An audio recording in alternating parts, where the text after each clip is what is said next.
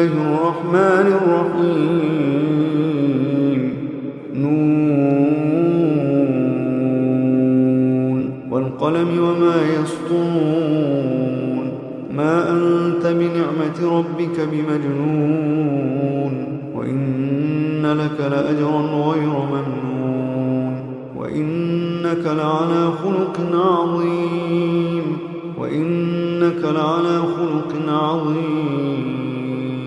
فستبصر ويبصرون بأيكم المفتون إن ربك هو أعلم بمن ضل عن سبيله وهو أعلم بالمهتدين فلا تطع المكذبين ودوا لو تدهن فيدهنون ولا تطع كل حلاف مهين هماز مشاء بنميم مناع للخير معتد أثيم عتل بعد ذلك زنيم أن كان ذا مال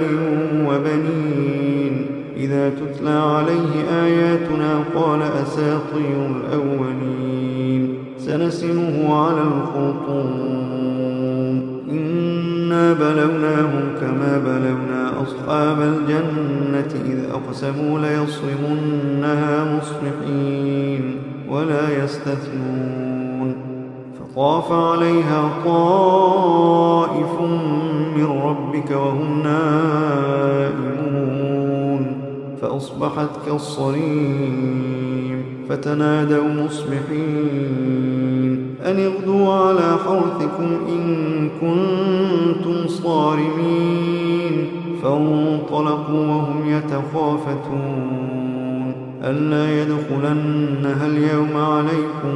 مسكين وغدوا على حرد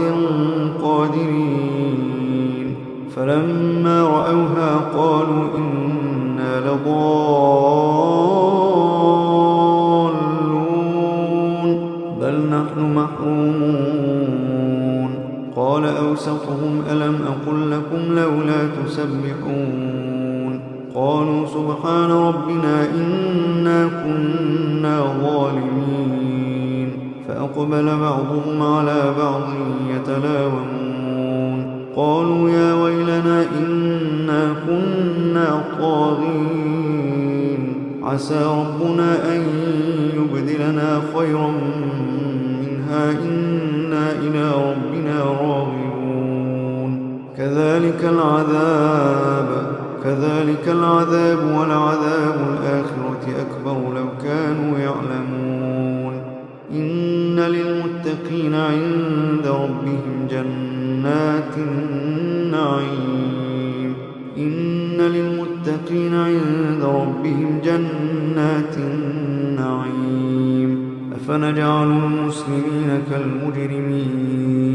أفنجعل المسلمين كالمجرمين ما لكم كيف تحكمون أم لكم كتاب فيه تدرسون إن لكم فيه لما تخيرون أم لكم أيمان علينا بالغة إلى يوم القيامة إن لكم لما تحكمون سلهم أيهم بذلك زعيم أم لهم شركاء فليأتوا بشركائهم إن كانوا صادقين يوم يكشف عن ساق ويدعون إلى السجود فلا يستطيعون خاشعة أبصارهم ترهقهم ذلة وقد كانوا يدعون إلى السجود وهم سالمون فذرني ومن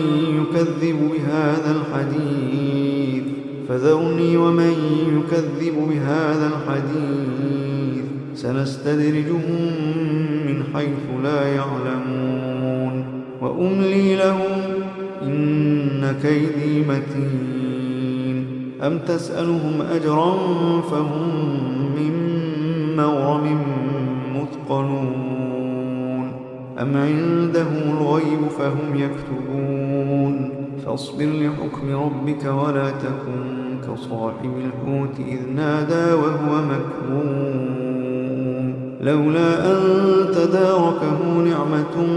من ربه لنبذ بالعراء وهو مذموم فاجتباه ربه فجعله من الصالحين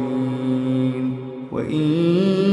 يكاد الذين كفروا ليزلقونك بأبصارهم لما سمعوا الذكر ويقولون إنه لمجنون وما هو إلا ذكر للعالمين.